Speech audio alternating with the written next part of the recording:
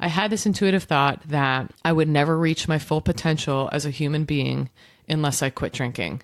That thought, it was a knowing, and I'm not sure exactly when it came to me, but I remember just knowing I'm never going to reach my full potential as a human unless I quit drinking. And it had nothing to do with earning potential or career potential. It had to do with literal human potential. I'm not going to fulfill what I'm supposed to do here unless I give up alcohol. And you'd think that that would be a spiritual awakening and I would quit. No, I still went on for a couple years drinking, knowing that one day I would definitely have to quit.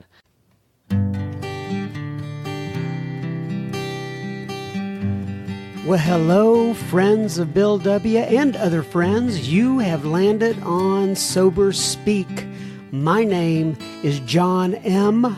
I am an alcoholic, and we are glad you are all here, especially newcomers. Newcomers, that is, both to recovery as a whole and newcomers to this podcast. Sober Speak is a podcast about recovery centered around the 12 steps of Alcoholics Anonymous. My job here on Sober Speak is simple. My job is to provide a platform to the amazing stories of recovery all around us. Consider Sober Speak, if you will, your meeting between meetings. Please remember, we do not speak for AA or any 12-step community. We represent only ourselves. We are here to share our experience, strength, and hope with those who wish to come along for the ride. Take what you want and leave the rest at the curb for the trash man to pick up. Hello, ladies and gents. That was the voice of Miss Megan P., the one and only Miss Megan P., that you heard at the beginning of this episode today. We are calling this episode today, Recovery Provides Everything That Alcohol Promised. And you are in for a treat listening to Miss Megan P. But first things first, this episode is brought to you by Jessica, Dawn, and Tammy. Jessica, Dawn, and Tammy all went to our website, soberspeak.com, clicked on the donate tab, and made a contribution. Thank you so, so much from the bottom of my heart. Jessica, Dawn, and Tammy, this episode is for you. Doesn't mean that everybody else can't listen in, but this episode is dedicated to you. So, in talking to Ms. Megan P. today, we're going to cover a variety of topics. We talk about, Megan is a Reiki practitioner. If you don't know what Reiki is, I think it's an ancient Japanese practice, if I'm not mistaken. Stay tuned and you'll learn about it. I did not know what Reiki was before we actually had the podcast session here. We talk about yoga, prayers and meditation. We talk about staying sober through the holidays. I talk about an eating disorder of Megan's. And it is just absolutely a fantastic episode. I know you're going to enjoy it. So I have a couple of different asks of you. Number one is that if you are enjoying an episode from this podcast or the podcast as a whole, Sober Speak, if you would pause your device and share it with a family member or friend, I sure would appreciate it. I absolutely love these guests who come in here and they're so vulnerable and they share their experience, strength, and hope. And I want them to be heard by as many people as possible. And if you could help me get the word out there, I would be so appreciative of it. If you're an iTunes or Apple Podcasts, as they call it, subscriber, please leave a review. It kind of helps us in the various algorithms. And if you could follow me on Sober Speak, if you could follow me on Instagram, I sure would appreciate it. We've been getting a lot of good activity there lately. It's Sober Speak, all one word. If you want to follow me on Twitter, you can. It's sober_speak there. And this is not really an ask, but I have had many people ask me in the past, how can I subscribe to, how can I get automatic notifications for Sober Speak, the podcast. And if you text the word sober, SOBER, to 31996, once again, that's SOBER, the word sober, to 31996. It'll give you a couple of links there that will kind of walk you through that process. Now, just a little bit of listener feedback, and we will get started with Miss Megan P. First piece of feedback is from Rita. Rita writes in, she says, "Hi, John.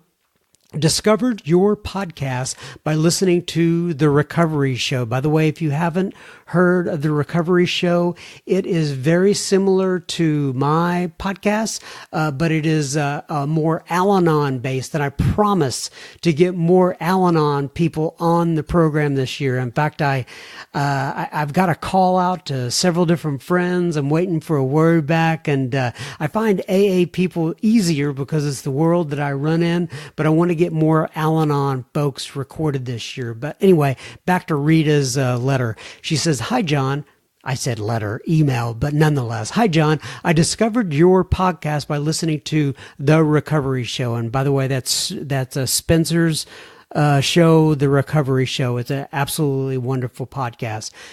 "I joined Al-Anon a year and a half ago when the results of my adult son's drinking were wreaking havoc on my family. Educating myself on alcoholism has been a top priority for me. Knowledge truly is power, and a greater understanding of alcoholic behaviors has helped me to become much more compassionate and open and stronger in how I deal with them. Listening to your speakers has also been very enlightening for me. So many times as I listen, I hear my son's story, and that is incredibly comforting. Your speakers have been through so much and have acquired so much wisdom, and that what they share is valuable and gives me great hope. This might be an odd choice of words, but I feel the disease of alcoholism and the AA but I find the disease of alcoholism and the AA program, quote, fascinating, unquote. By the way, Rita, I find Al-Anon fascinating as well. I completely get it. I have learned so much about how and why the program works for people by hearing their stories. I am always amazed at how articulate they are and how they interpret the steps and how they apply them to their own lives. Thank you so much for providing this resource for me and other loved ones of alcoholics. Rita S. Well, that just lights my heart up so much, Rita. I really appreciate you writing in, and I'm so glad we're able to be that resource for you, and God bless you and your son and your family. Here's another letter from Kay. Kay says, "Hi, John. I've been keeping up with Sober Speak podcasts when they air, so I'm not sure how I missed it before, but I just listened to Jessica F's podcast and absolutely devoured every word she said! ! She has a great message, and I appreciate how she has so much time by staying in the solution and being active in AA. I especially appreciated her touching on the self-sabotaging dialogues many of us alcoholics tend to have with ourselves and how to manage and to redirect those conversations. It was such a great podcast that I called my sponsor and told her she should make sure she listens in on that one! ! By the way, my sponsor is the one that shared Sober Speak with me. It is also really cool to hear from people that came in, quote, early, unquote. I started my journey in AA early as well.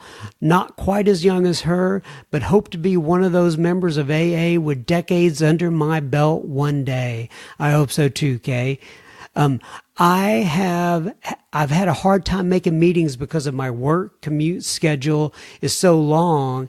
So I have been re-listening to these podcasts to keep sobriety on my radar and as a part of my daily life. Thank you so much, as always, for hosting these podcasts. I can imagine it takes tons of hours and work and equipment and sacrificing your free time to produce these.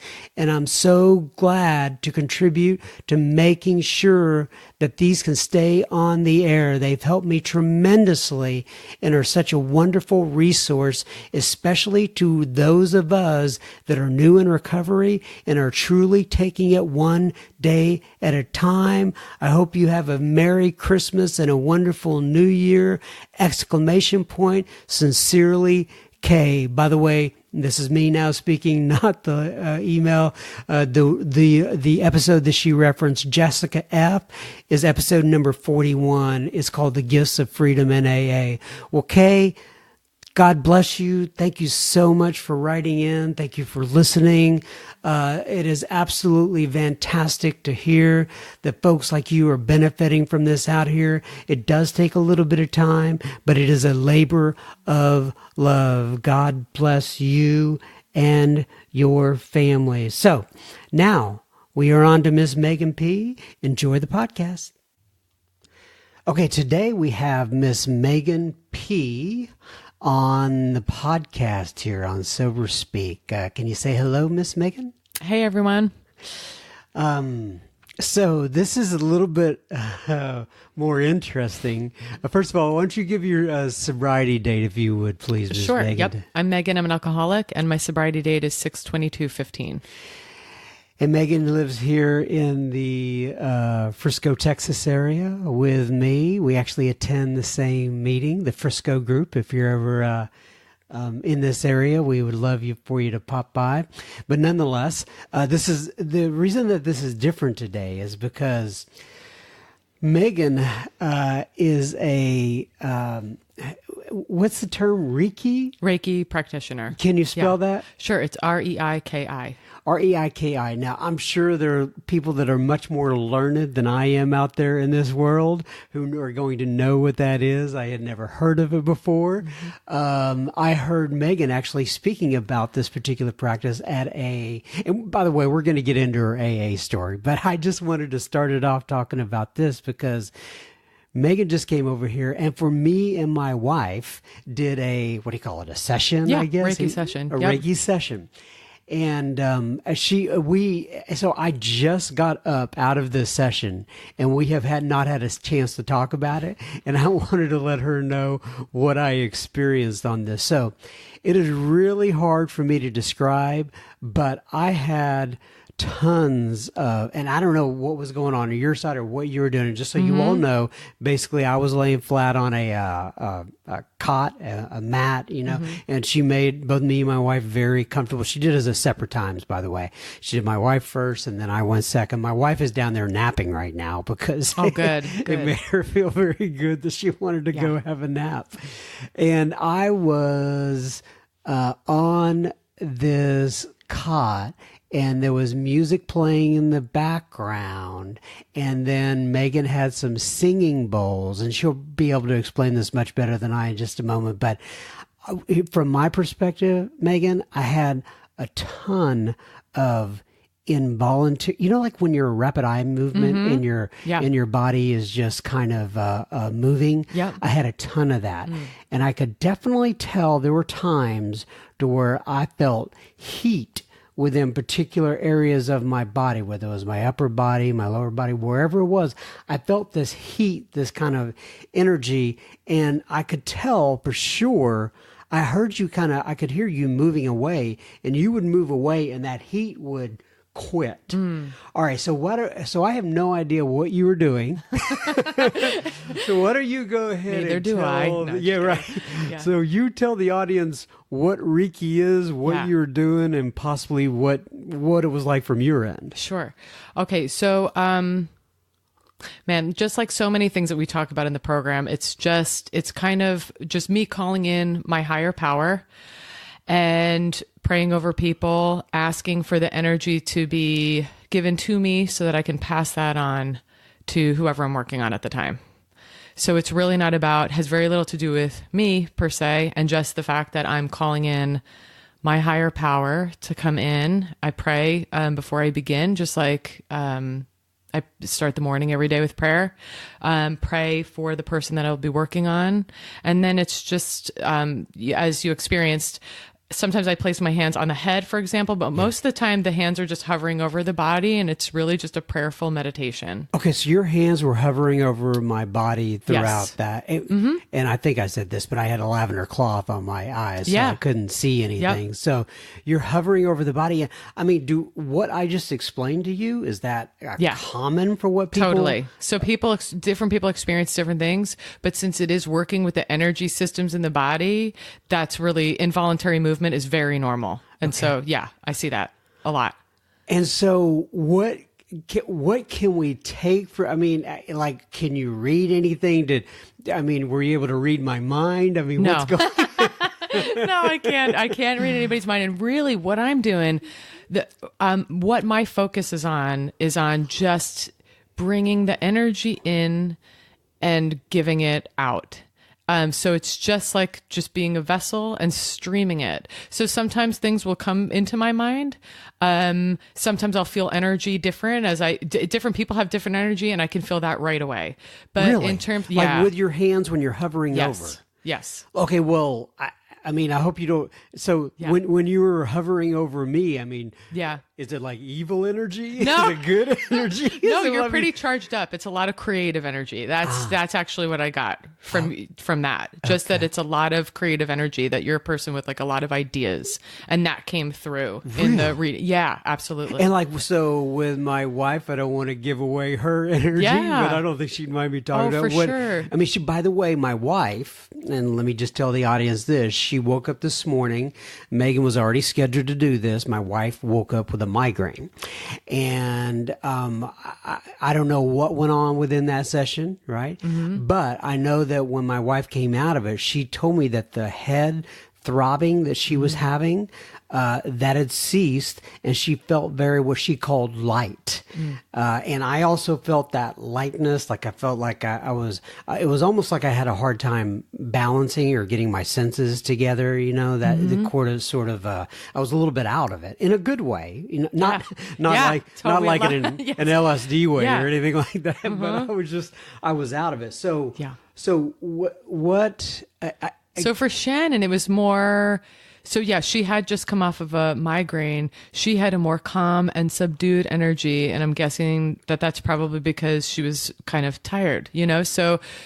So you guys did read very different, and that might be different each time if I was to work on you next week, it might be different, but she just dropped right in, and she shared with me that she's receptive to this stuff, and definitely you could tell she got calm and still, and I'm just grateful that both of you guys were so open to it. So it was really cool experience. Yeah, that heat is just I just couldn't get over. I go, where's that heat coming from? And then I swear, and I don't know if this is in my head or what, but you backed off. It was getting near the end of the session, and you backed off, and all of a sudden, like that heat I go, where'd that heat go? And it's weird. I kind of wanted the heat back, know? I'm like, but we had to do the podcast. Yeah, totally. We had to get out of the podcast. And it's funny, so you experience this heat. I feel it as a cooling sensation coming out of my hand. So it's so interesting that people usually pick up on it as it feels kind of almost like a heat. But what I'm feeling is a coolness. So it's just the whole thing is wild, and they're using it more now in hospitals as part of patients' therapy. So it's getting to be more and more well known. All right. Yeah.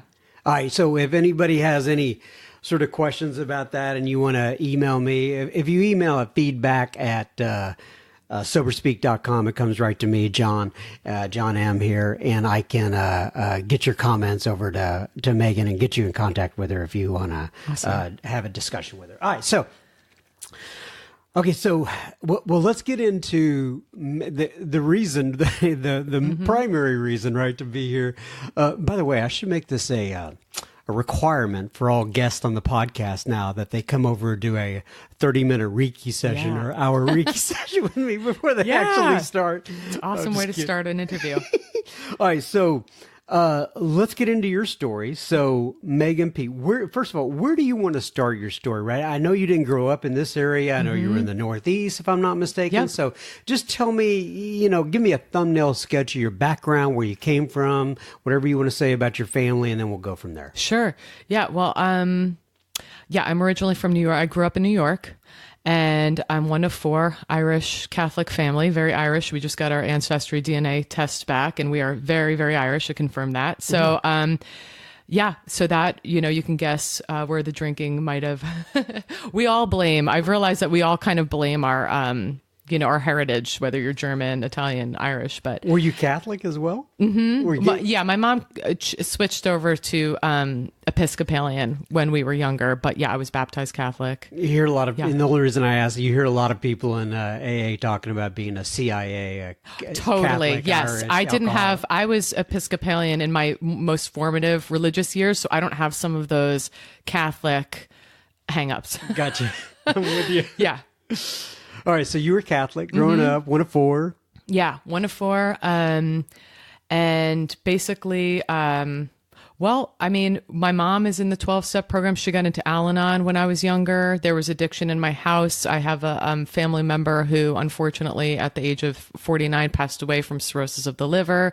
So that's part of my story, backstory that really plays an important role, because that was kind of my intro to what alcoholism looked like.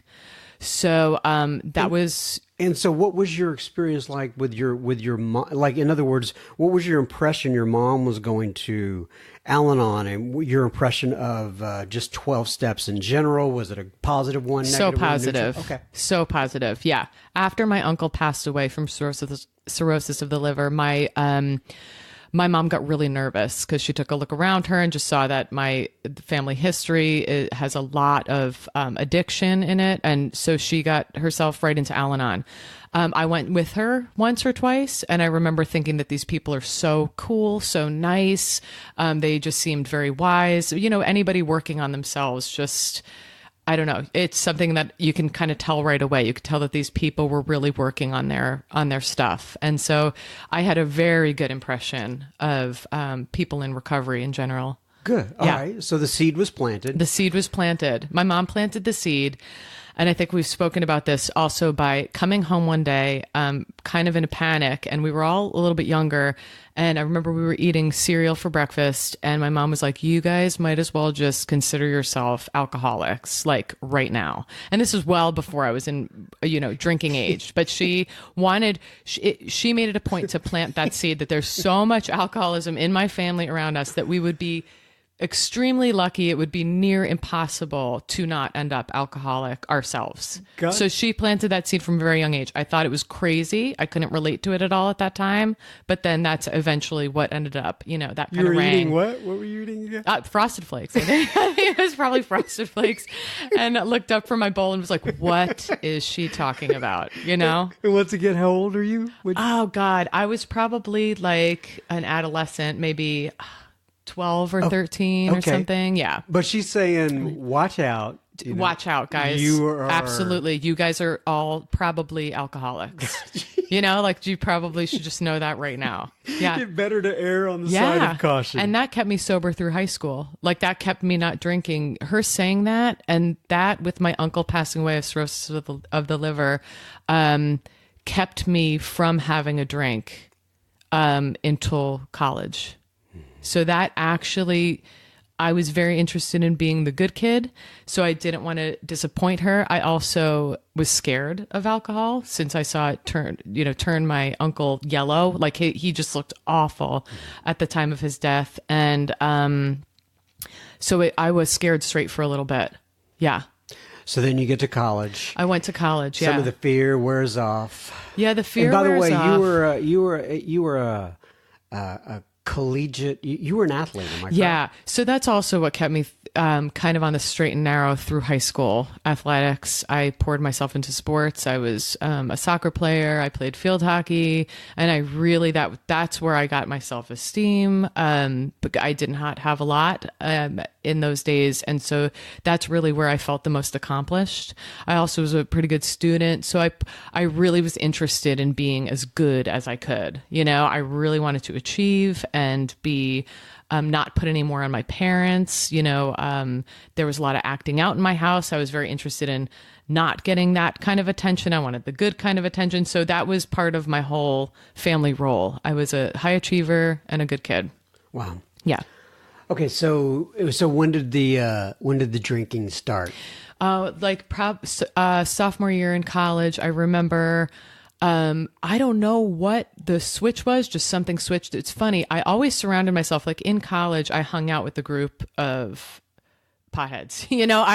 It wasn't like I was hanging out with the goody goodies. I was hanging out with people that were, smoking weed every day and drinking, partying and all of that.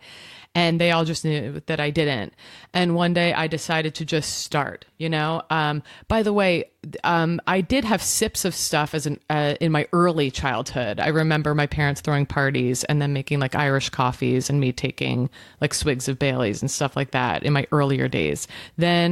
But throughout my teenage years, and I believe that was literally the grace of God saving me from, I don't know what would have happened if I drank in high school. Get away to college, pressure's mounting, your course load heavy, drank, did a couple other little things, and it worked. It's like, as we always say, and it really worked. It was like instant.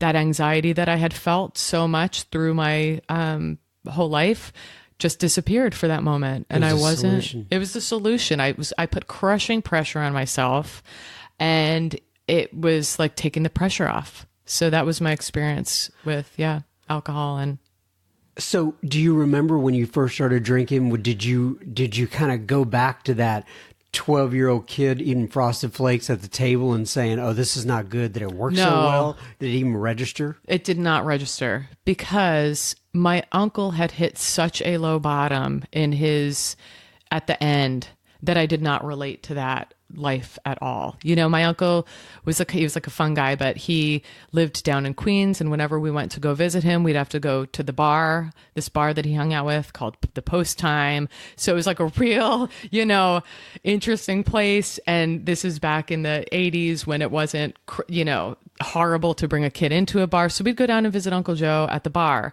And so I had a whole picture of what an alcoholic was, and then he got sick. And just like a lot of people who are alcoholics, he was told by the doctor, if you have one more drink, you will die. And he got himself out of the hospital, took the train back into the city, and went to his bar. So I couldn't relate to that. I thought, that's so messed up. How does he not know? Why can't he just stop? His life looked different than my life looked, so I didn't think of him when I started drinking. That's interesting. You always talk about, you always hear in meetings people saying, well, everyone has that one crazy Uncle Joe. You really had a crazy Uncle Joe. Yeah, for sure. Poor Uncle Totally. Joe. Rest in peace. Totally. Right? Yes. And he didn't start out like that, turning yellow. I mean, I'm sure it was. I had Jimmy D on this program here recently, and he pointed out from the Big Book, that line that Bill says is that we gradually got worse, and that's how it happens. Yeah. Generally speaking, it's a progression. Yeah. Totally. It's cunning, baffling, and powerful. All right. So somehow then you got from college, and I believe, in fact, I know you're married, right? Yeah. If you want to go through how you met the hubby and how you got to the Texas area and that sort of thing? There was one husband in between. But yeah, so I graduated college, moved out on my own, got my own apartment, had a quick marriage in my 20s. Call it a starter marriage. A starter marriage is what they call them. And then that didn't work out, and it was on my own again. Those were some serious party days, like after my, divorce in my mid-20s, living on my own in a really fun party area. And then still up northeast, right? Still, yeah. At that point, I was in Yonkers, and in a very Irish section of Yonkers, and it was on, like it was a party. And and then I met my husband. I think I was like 31 when I met him, and we met out at a bar, actually. But I ended up getting lucky this time, and so have been married since. Yeah. That's great. Mm-hmm. How'd you get to Texas? His job got transferred 6 years ago. Yeah. Gotcha. So he had just recently gotten this job. He loved it. And and then they told him they were doing a reorg and we had to move down to Texas. So I had never been to Texas before I found that out. So it was interesting. All right. So your Texas, I think your sobriety date is about 3 years ago. You got to Texas 6 years ago, right? In that area, right? That's right. Yep. So during that 3 years, talk to me about that 3 years right before your entree into Alcoholics Anonymous. Yeah. Well, I think the move was harder on me than I really thought. It was a lot of transition. We didn't know anybody down here. We didn't have any family down here. I loved it right away, by the way. Like, I'm one of those people that moves to Texas and I'm like, wow, where have I been? I should have been here. I love this state so much. But definitely it was tough because I didn't have any support. So I think definitely my drinking kicked up too at that point. I felt lonely. I was like, it's okay. I'm fine. I'm doing fine. Drinking, meeting new people, really wanting to have community, and just, using alcohol definitely as like a social lubricant when you don't know anybody. So, yeah. And your daughter, you have a daughter, and Yep. she was born... She was born in Connecticut. So before my husband and I moved to Connecticut, before we moved down to Texas. Gotcha. Yeah.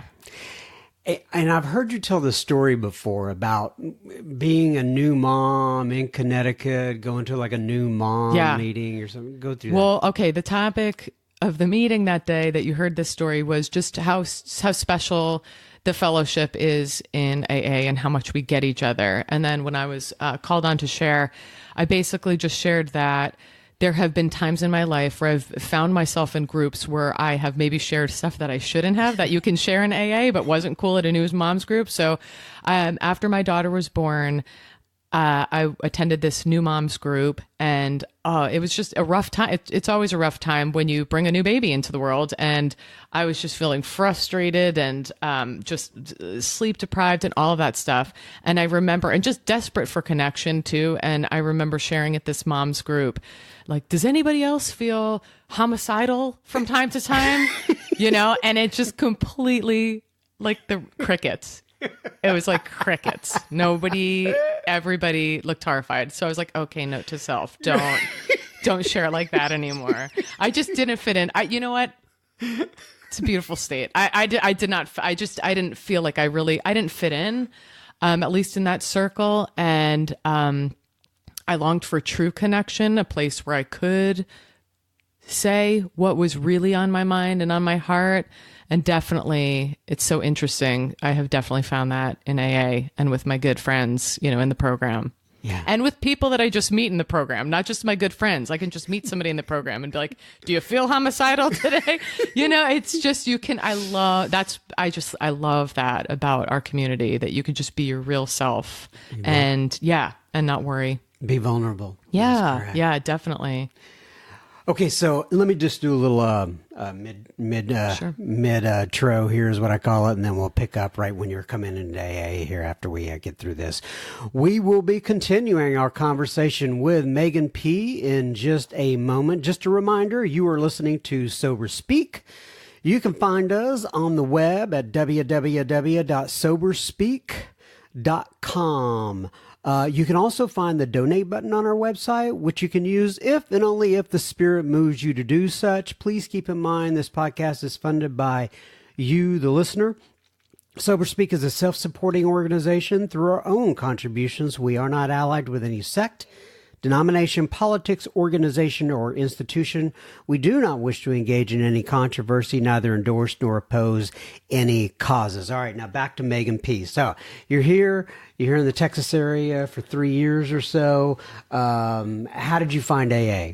Okay, well, I had quit drinking June 22nd, 2015 is my sobriety date, but I didn't actually walk into the rooms of AA until September of 2015. So what had happened is progressively, I I could not control my drinking. I could no longer control my drinking. And so I would start with a glass of wine and I would end up finishing the whole thing on a weeknight. And then it would get worse during the weekend. I think I told you about one time about this dinner party that we threw. We had another couple over that we were just getting to know. And I drank so much that I had to excuse myself before I even served dinner and to go vomit in the bathroom and then pass out on my bed. Before I passed out, I called my husband in. I'm like, you have to tell them to leave. I'm so sorry. So I had some Good to meet situations. you, Oh neighbors. my God. Again, nerves and just what I'm just not a story that I'm proud of.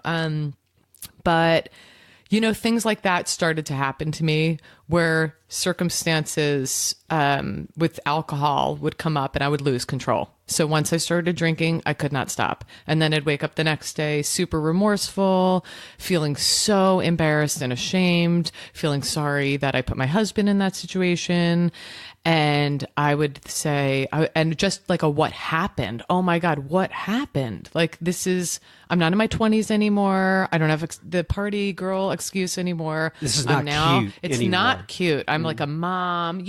I started to really be ashamed of that behavior and also completely baffled by how I would lose control. I didn't know how that was happening. So the next day I would resolve to do a 2-week. I always called it a cleanse. I was like, all right, 2 weeks with no alcohol. I'm just going to cleanse out my system and then recalibrate.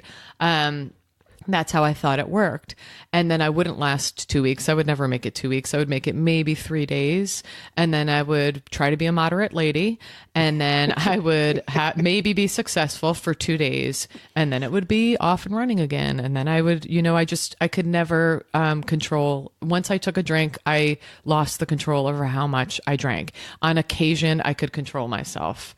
And then that came with like so many pats on the back. I just thought that was like the best thing ever that I had done. I went out, I just had 2 drinks. Like that was a major accomplishment for me, which I've now realized that normal people, it's not an accomplishment. Like my husband, for example, can have 1.5 beers and be fine. But so I didn't like the feeling. I didn't like that feeling at all of losing control. So I thought enough is enough. I have to quit drinking. I'm just going to, I obviously can't control it. So I'm going to quit entirely. So I just on my own decided not to pick up a drink again. Cold turkey. And for that few months, pressure was mounting and life seemed unmanageable. And my anxiety hit the roof. I remember not being able to like get a deep breath into my body, just very tense all the time, really not knowing how to handle situations and feeling super overwhelmed. So that's when I thought, okay, I might need, this all coincided with when I quit drinking. I may need some help learning some tools and calming down without alcohol.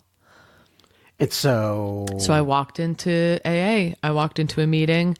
how did you find it? Do you remember? Was it online? Yeah, it was online. And I talked to my mom about it. I had also attended a yoga training about the 12 steps. Okay, yeah. So I wanted to touch on that. So Megan enjoys doing yoga as well as I do. We share that. And so you were doing yoga training. Was this specifically for drinking or Yes. Really? Yeah. So I had prior to when I quit in June, I also tried to do a New Year's resolution in January 2015. That failed. So I never called it quitting because I don't get, it wasn't really a relapse. I never said I quit. Right. And I did that on purpose. It was like, the stuff I used to pull on myself. Let's leave the door open. Crazy. Just in case. Yeah, totally. So I'm like, New Year's resolution, I'm just not going to drink because I had a hunch for a few years that I have a problem, as I said, in my 20s, I was just it was like a fun party time. And then I'm like, okay, this is what's going on. I might have a problem here. I might be an alcoholic. It runs in my family, but still I knew I had this intuitive thought years before I quit. And I don't know I do know where it came from, and it didn't come from me. I had this intuitive thought that I would never reach my full potential as a human being unless I quit drinking. That thought, it was a knowing, and I'm not sure exactly when it came to me, but I remember just knowing I'm never going to reach my full potential as a human unless I quit drinking. And it had nothing to do with earning potential or career potential. It had to do with literal human potential. I'm not going to fulfill what I'm supposed to do here unless I give up alcohol. And you'd think that that would be a spiritual awakening and I would quit. No, I still went on for a couple years drinking, knowing that one day I would definitely have to quit. So, looked it up online, walked into the Frisco group and scared to death, feeling super vulnerable. I always say if I had an invisible cloak, I would have worn it that day. I did not want you guys to see me. I did not want to be seen there. I had a lot of shame about not having something in my life I had no control over.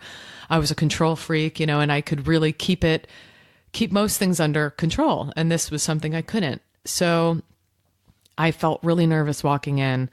I sat down, we go around the room, introduce ourselves. Chips are offered. Does anybody want to try our way of life for 24 hours? Yeah. I did not pick up that chip. Just so people know, here in our area, for those who are new in the program, Desire chip gets offered. Mm-hmm. And so that you heard that Desire chip being offered. At the beginning of the meeting. Would anybody like to try our way of life? And I was like, nope. I stayed quiet. I did not want to walk across the room. I was so terrified. I give so much credit to people that come in and actually have the courage to stand up and walk across the room. I did end up doing that at the end of the meeting, but at the beginning, I was frozen. That's how terrified I was. So I didn't get the chip at the beginning of the meeting, but I sat and I listened to everybody who shared, and I could relate to every single thing in the room that everybody said. And I thought, wow, these people they've got something here. They are so wise. There was a lot of laughter. I thought they're so funny. These people are so cool. They're so wise. I relate to everything that's being said. I remember very little of that meeting except for in what we read how it works at the beginning of the meeting. And there's a part that says we deal with alcohol, cunning, baffling, and powerful. And that stuck out to me. That's the only thing I remember about the meeting, because I remember thinking, whoa, okay, so other people have been confused by alcohol too, because I found it a very confusing issue. So when you guys said at the beginning of the meeting, as part of the intro to the meeting, that we deal with alcohol, cunning, baffling, and powerful, I thought, whoa, okay, I'm not alone. Other people find alcohol baffling too. Okay, so you went to that first meeting. And I don't think we ever really talked about that yoga thing again. So you were taking yoga. Tell me about that. So I kind of went about things in a little bit of a backwards way. So there was my mom sent me this information about this yoga program. It's Yoga of 12-Step Recovery program. And I had been teaching yoga for a couple of years at this point. So I thought, let me get into this program and kind of check this out. That was a comfortable arena for me. So your mom, does she know you were struggling at the time? No, at the time she didn't. She just knew that, she just thought that there was this, actually it was a book that she had recommended called Recovery 2.0. With the guy that wrote it. His name is Tommy Rosen. And she recommended that book to me, not knowing that I was struggling with, knowing that I've struggled with various things in the past, not necessarily alcohol. That's not why she recommended the book. But he talks about addiction and how it relates to yoga and meditation. So I read this book. I was riveted. I was like, whoa, this is amazing. He talks, so it was like kind of a one thing led to another type of deal. He talks about this yoga program called Y12SR, which was founded by this woman, Nikki Myers. And she talks about the importance of kind of moving energy around your body when you've been through trauma, which a lot of people in addiction have, and the marriage between the 12 steps and a good yoga and meditation practice. It's a really cool combination. And so I didn't quite catch that. Did you say it's called Y2SR? Y12SR. Y12. Yep. Yoga of 12-Step Recovery. Okay. Yeah. Gotcha. Okay. So I took that training before I walked into the rooms, kind of between the time, like I had quit drinking, actually maybe my mom did know that I was quitting drinking. Neither one of us were sure how bad of a problem I had, because I hid it very well. So I took that training. I remember a lot of the people in that training were in AA, and I remember them being like so cool, luminous people with the light in their eyes, just recovered, healthy people. I remember asking a girl in the training about checking out AA. That was on my mind at that point, but I had not yet done it. And she told me that what AA provides for her is a community of people that love her unconditionally and really have helped her so much in her path of recovery. And it just sounded great, right? So like from that yoga 12-step recovery training, it was like the seeds, like one thing was just slowly leading to another. I called my mom on the way back from that last meeting session, training session. And I said, yeah, I think I might want to check out AA. I think I might need help, feeling good in sobriety. So I had a couple months of sobriety, but I was not feeling right. I was not feeling good. I felt anxious all the time. Wow. Yeah. Okay, so you get into AA. Tell me about your experience. Did you get a sponsor? Were you working the steps? Talk to me about your, I guess, last 3 years here. Yeah. So I did. I got a sponsor immediately and started working the steps immediately. Really, ever since I walked into that first meeting, I've had so many what I've heard called God nods. So even that first meeting that I walked into, when I did finally pick up that chip at the end of the meeting, it was a woman who was chairing that meeting. She gave me my chip. And then later on, this is a noon meeting. So then I go to pick up my daughter, at her elementary school later on that afternoon. And I'm walking and I'm kind of in a haze because the whole thing was so surreal to me, right? I'm like, I've just been to an AA meeting. Oh my God. Like I just felt so weird that day. Right. And so I go to pick up my daughter, and standing right there waiting for her son to come out of school is the woman who handed me my chip.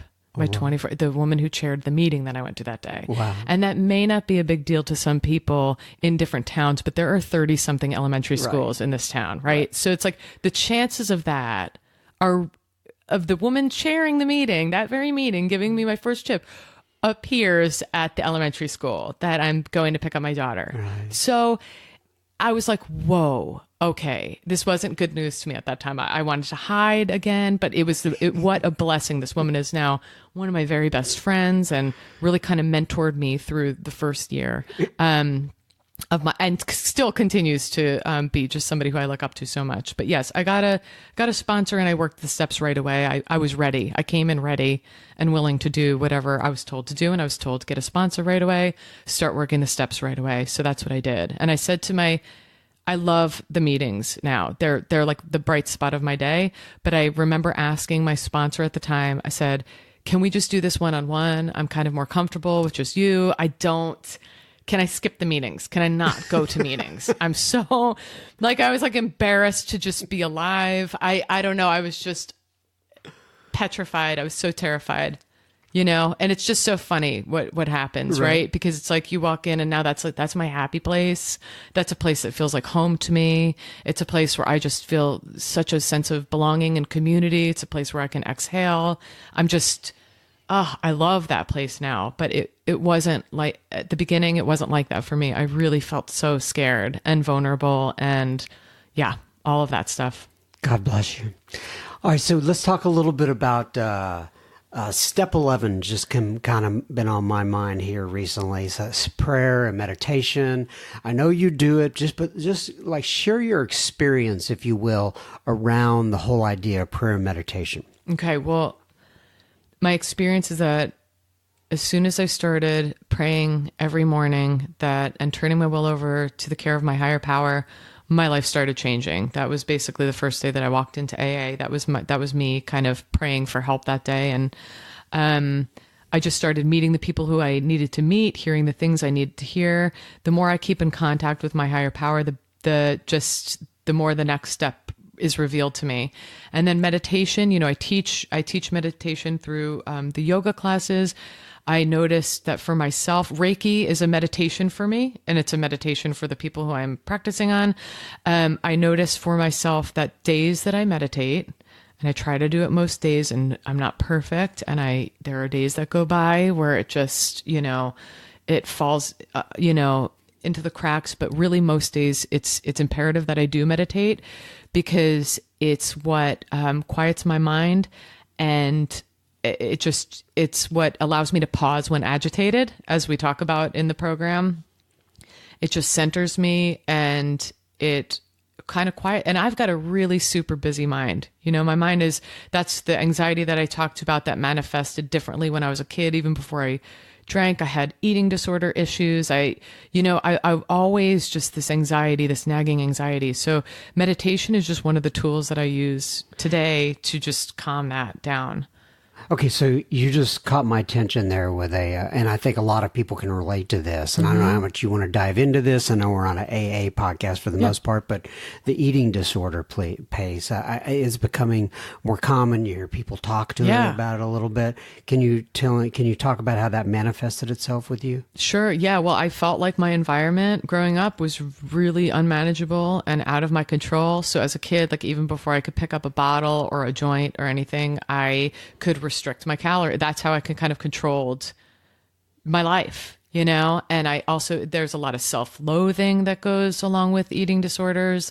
I never felt good enough. I had a lot of self-loathing issues. So, while playing these varsity sports in high school, I was also eating, like 8 Wheat Thins for lunch, and a Diet Pepsi. So I did intense, calorie restriction, and it was a way of kind of controlling myself.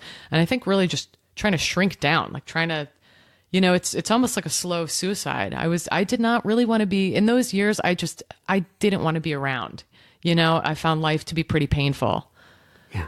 Wow. Very interesting.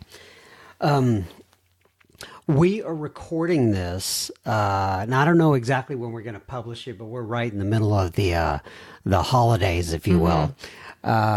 Christmas and New Year's and all that sort of stuff, and whatever else people are celebrating, Hanukkah or whatever the case may be. So, and there's a lot of talk in the rooms about how to stay sober through the holidays. Do you have any thoughts on that you'd like to share by any chance? Yeah, I want to share that. First of all, it's the hardest time of year for me to be a sober person is the holiday season. So if you are, I know there's people that just can't get enough of the holidays and they just love it and they're just, soaring through, and God bless. But that for me, it's a lot of ups and downs. It's like I could be really joyfully making a gingerbread house with my kids, sipping hot cocoa one minute, singing Christmas carols, just like so happy and grateful. And then the next minute I could be like not in a great place. It's I don't know if it's the nostalgia or the collective crazy energy that's out there. I don't know what it is, but it's a time of ups and downs. And I, as an alcoholic, have to guard against those highs and those lows. I like to try to keep it on an even playing field. So I learned a lesson the first year that I came in. I was lucky enough to come in, work the steps, get a sponsor, and get relief really fast from the program. So I felt really good. So when December rolled around, so coming in September, when December rolled around, I thought, I'm kind of busy. There's lots of stuff that I need to be doing. Maybe I'll just scale back on my meetings a little bit. And oh my God, the heat was on. I felt a rush of just anxiety. I'm like, okay, don't skimp on your meetings during the holidays. So so it's been each year, this is my 4th holiday season sober. And each year I take better care of myself. And part of that is just going to whenever I can make a meeting, I go to a meeting. That's really what helps me, staying really in touch with my, with service. It's funny. I knew we had this scheduled for December. I also was asked to speak at a speaker meeting next weekend. So I'm like, nothing happens by accident in God's world. So I know that was God planting these little things, in my life as a way to say, hey, like stay cool during this holiday season. So yeah, it's not a time where I can afford to get too busy for prayer, meditation, meetings, reading, daily check, the daily review at the end of the day, gratitude, keeping in touch with other alcoholics, keeping in contact with my sponsor. All of that stuff has to really stay super firm. I have to really hold tight to that this time of year. Any time of year, but specifically for me, this time of year, I have to really dig in. So I'm bouncing around here a little bit, but I want to go back to when you were talking about meditation. I forgot to ask this particular follow-up question, and that is, I want to nerd out a little bit here on your meditation. So when you meditate, can you give us an idea of because it's different for everybody, right? It's like praying. It's so across the board. Can you give us an idea of what tools you use and how long you meditate, or when you meditate, if it changes up? What does that look like for you? Okay, yeah. Well, I started off meditating for 5 minutes. And I've slowly worked my way up. I love to meditate for about 20 minutes. That's a good goal for me each day. Right now, I'm kind of doing this thing where I wake up before the sun rises. So I wake up, and the sun is rising late here now, but I've been waking up around 5:45 and doing it during that hour, which I find to just be really calm and quiet. So I want to do it I like to do it when I first wake up in the morning. And I use different tools. Sometimes it's guided meditation. Sometimes it's silent meditation. There are when you say guided, you're like listening to... Yeah, listening to a guided meditation. Is it like YouTube, or is it like an app? It's the Calm app I use. Yeah. Also, meditation timer is a really good one. Insight timer. Yes, thank you. And then there's also a Kirtan Kriya meditation that I've been doing with some chanting and finger movements. I do a sound meditation. Sometimes I'll do my singing bowls. So I mix it. I mix it up. It's just a time of stillness where my brain isn't completely taking over. Right. That's really the key for me. Just a time where I'm not thinking about, my brain isn't spinning off in a million different directions. That makes sense. Well, oh wow. Time flies. I look at the clock. Is there anything, so let me ask you this then. If you could rent out a billboard and advertise something regarding recovery that you wanted people to see out there in the land, people who were maybe struggling, people who needed to find a solution, what would you want to put on that billboard? What would it say? Just share something like that. I heard this really great quote, and it went something like this. It was, recovery provides everything that alcohol promised. So that would probably be what I put on the billboard. That the life that you get to have in recovery is beyond your wildest dreams. It's not like you get it's not like you get sober and your problems disappear, but oh man, the opportunities that come your way when you're on this path are unbelievable. The connection that you get to have with God, which I just don't, that connection, the connection that I have with God, for me was unavailable when I was drinking and doing, other stuff. It was unavailable. So the connection that I get to have with God as a sober person today, the real connection that I get to have with other humans is amazing. So it's just like, I was always looking for this. I was barking up the wrong tree. I was looking to alcohol to make me feel better. And this stuff actually really works with only positive side effects. So, I could literally go on and I could do the billboard, and then I could do the fine print. Like that's how strongly I feel like this is just amazing. It's just like, I could cry. It's such a great way of life. I wish it for everybody. I really do. I wish it for everybody. God bless you. Thank you. So you said, and I want to make sure, recovery provides everything that alcohol promised. Yeah. And I heard that somewhere, and it just really has always, I feel like that just rings true to me today. And I asked you to bring over something that may be special to you in terms of a reading. And why don't you go ahead and bring that up now, and we'll kind of close it out with this. You can give some comments about it if you'd like. Sure. Well, this is a Reiki prayer, and it's interesting. Since I've been involved with the program, I just see so many I love just kind of exploring different religions and different ways of life, different philosophies, and to me, they all come back. They're also connected with what we talk about in the rooms. So this one says, "Just for today." And this is a Reiki prayer? Yeah, is it from anything in particular? Is it a book or something like that? No, it's just the Reiki prayer. So you can look it up online. Yeah. Gotcha. Yep. You can easily find this. So it says, "Just for today, I let go of anger. I let go of worry. I am grateful. I work on myself. I am kind to all living things. Very nice. I love it. Good.